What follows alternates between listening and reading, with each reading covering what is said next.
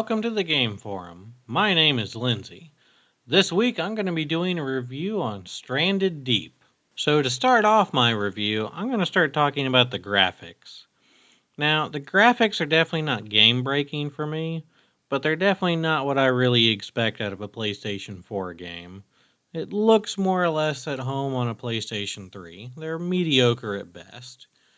A lot of things are very low poly models um, with kind of rough textures overlaid on them. It just makes it look a little janky. It doesn't seem to be very cohesive. And part of that is because all the islands are procedurally generated. I really like this. It's a cool idea. That way you can replay the game over and over and have slightly different experiences, which is neat. Like each island will generate different wrecks around it. It'll have different resources on it. There'll be different amounts of trees. But it also they all feel very similar. There's no real variety in the islands. You come across pretty much the small islands with just bushes around them and trees in the middle. And then you come across the big islands with lots of rocks in the middle and lots of trees around the outside. And that's really about the only variety you get. I'd really like to see some different shapes of some islands and some different mountain ranges and stuff in there. It just feels very copy paste. So, moving on to the gameplay has several core elements to it. It's pretty much a survival game where you have to maintain several different elements to keep your health up. This includes food, water, and sun. If you get too much UV exposure, it can cause sunburn and some other adverse effects. You can check all this on your watch. Your watch, conveniently, has all sorts of health tracking systems to let you know when you're running low on water, food, or if you're getting too much sun. You can also see some other stats like how many items you've crafted, how many islands you've explored. This is pretty handy. It also keeps track of anything else affecting you, whether that be a poisoning effect or just being dehydrated. On top of maintaining your food and water intake to keep your health up, you also get to craft and build a lot of things. This gives the game a high level of customization, which I really appreciate. Some of the first things you'll build will be tools to help you craft other items. This includes spears for hunting, and axes for cutting down trees, and hammers for building other structures and vehicles. All these items also have a durability, but it's a pretty fair durability. They tend to last a long time, so it feels fair. So you pretty much start with a hut on the beach and a small campfire, and from there you end up collecting resources and exploring other islands, and crafting better and better tools until eventually you pretty much have a hotel on the beach. This was really fun. I really like this aspect of the game.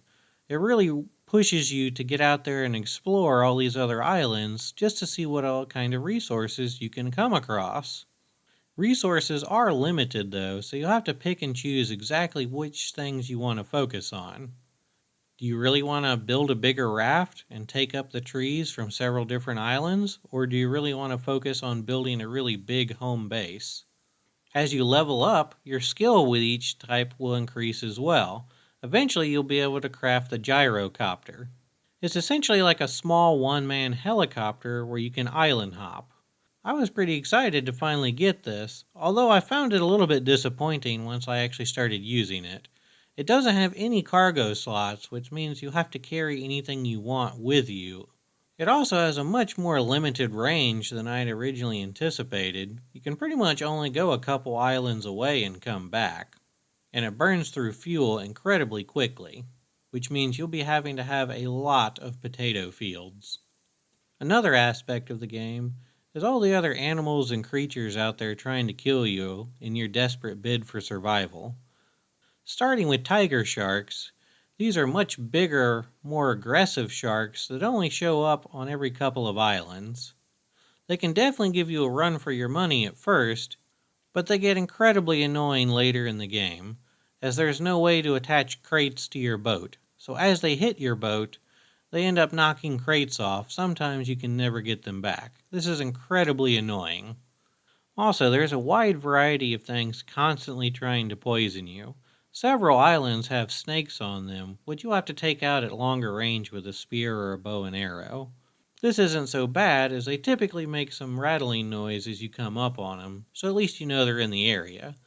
The real annoyance is the ocean is packed full of poisonous creatures. Treasure troves of snakes and poisonous fish litter the ocean. Also, sea spines and poisonous outcroppings up on the shore. This wouldn't be so bad, except the only plant that you can use to cure yourself seems to be pretty scarce, or at least in my playthrough it was. And the plants do not regrow, which means you'll have to take some and plant them and start farming these plants.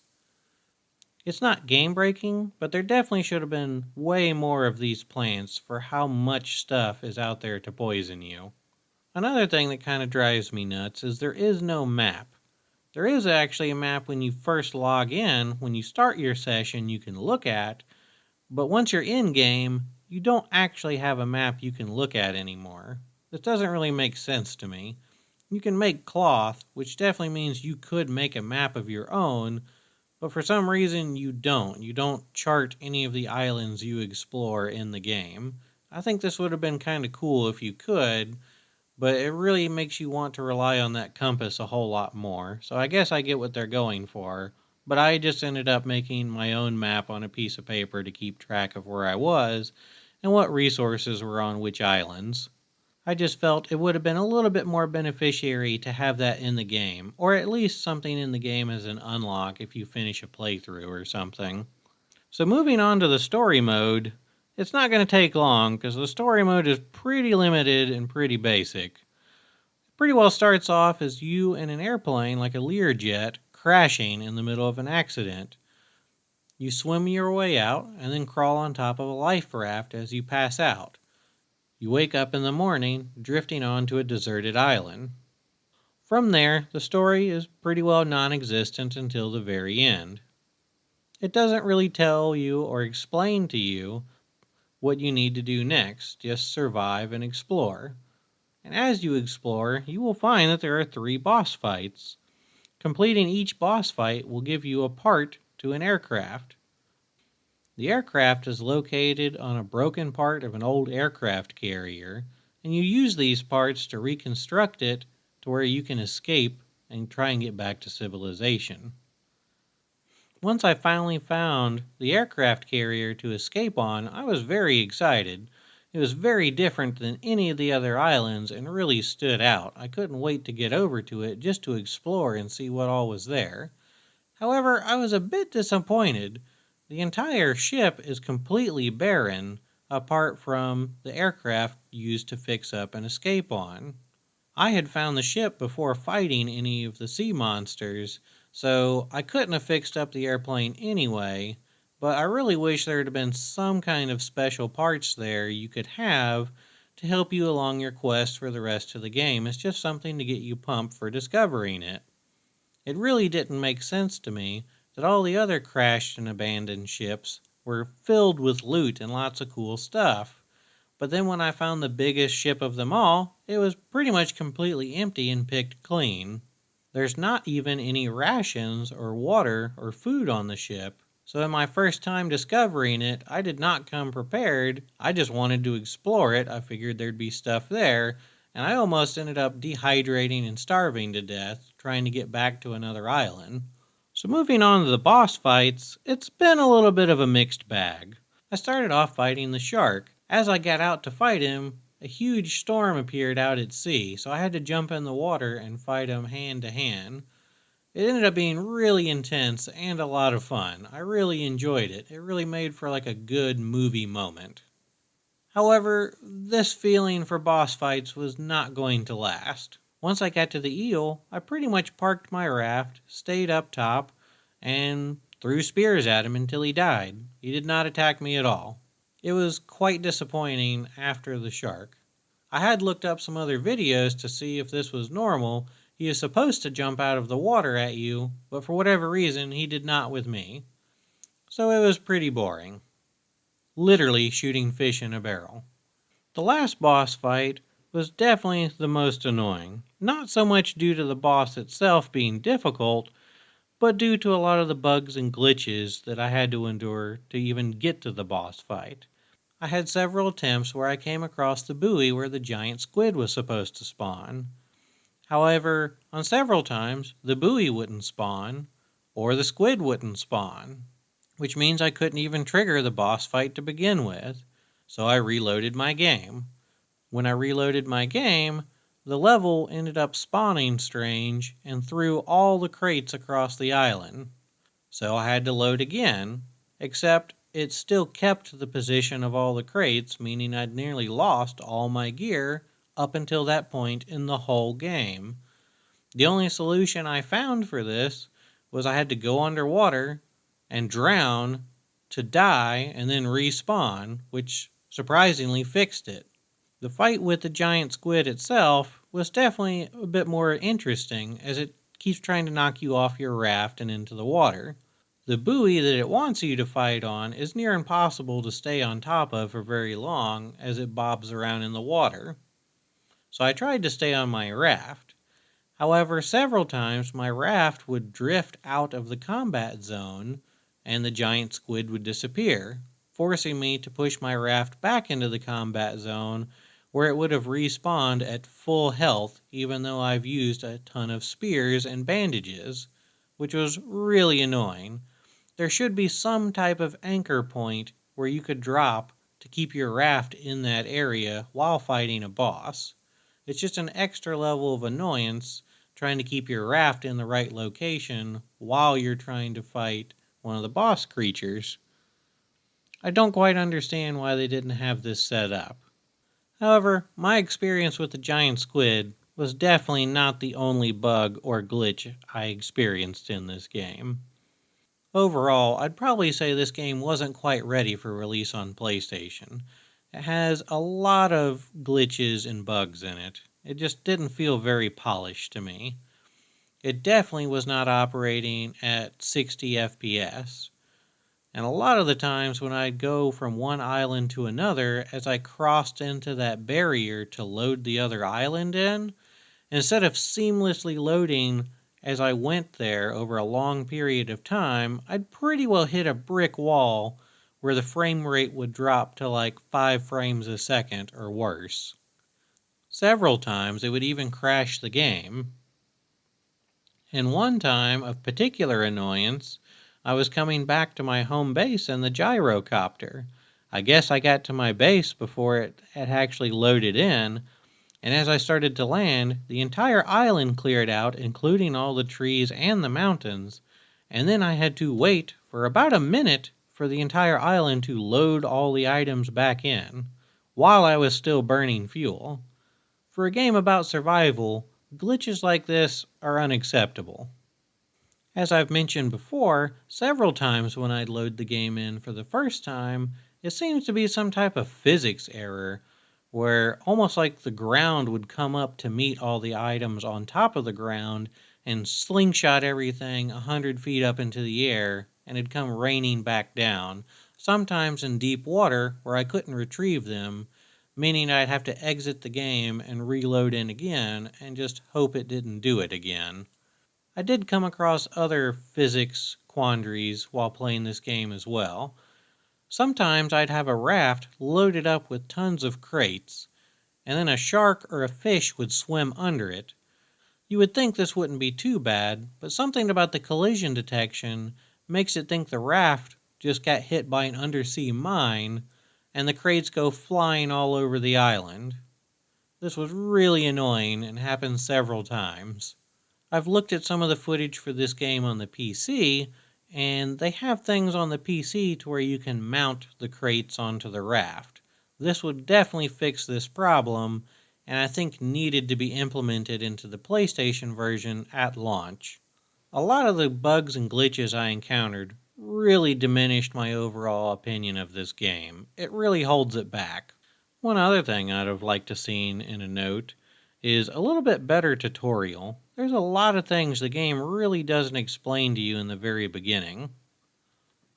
One thing that had me confused for a little while was cooking food. In most games, when you go to cook food, it takes maybe a minute or less. In this game, it can take sometimes 5 to 10 minutes to cook food. But once it's done, it's followed by a predictable ding like a kitchen timer. So, pretty much instead of cooking the food and sitting there and watching it, what you want to try and do is just throw the food on some fire and then walk around and do what else you need to do while it's cooking. Due to a lot of the other tips and tricks I picked up playing this game, make sure to check out my beginner's guide for Stranded Deep if you have any more interest in some of the things I've learned that I really wish I knew in the very beginning. So in conclusion, the graphics are a bit mediocre. They're not really what I expect out of a PlayStation 4 game. I like the idea of procedurally generated islands, that sounds really cool, but in execution, they all feel very similar and kind of lacking in variety. The core mechanics of the gameplay itself are amazing. I like the survival, crafting, building, and exploring to try and get to everything you need to escape. I really like this. For a resource management game, it gives you enough storage to really do what you want to do, but not give you just an unlimited piggy bank of space. I like the high level of customization in base building and raft design. It's a lot of fun. The tiger sharks pretty much come across as more of an annoyance than anything, simply because you can't mount your crates to a boat, and I feel like there's way too many poisonous things around for the lack of anything to help cure you with. The story is very limited and basic. It's pretty much non-existent. The boss fights were a bit of a mixed bag. The one that worked really well and happened to happen during a storm came across as a movie moment, while the other two were a bit of a letdown and not really all that memorable. The fight with the giant squid, I was more frustrated trying to fight the game than I was trying to fight the squid. Which also leads into my last note. This game is very buggy. It has a lot of potential, but you definitely need to know what you're getting yourself into. If you're willing to put up with some bugs and glitches time to time and work around it, the core mechanics of the game are really fun and enjoyable. But this game definitely needs some patches badly.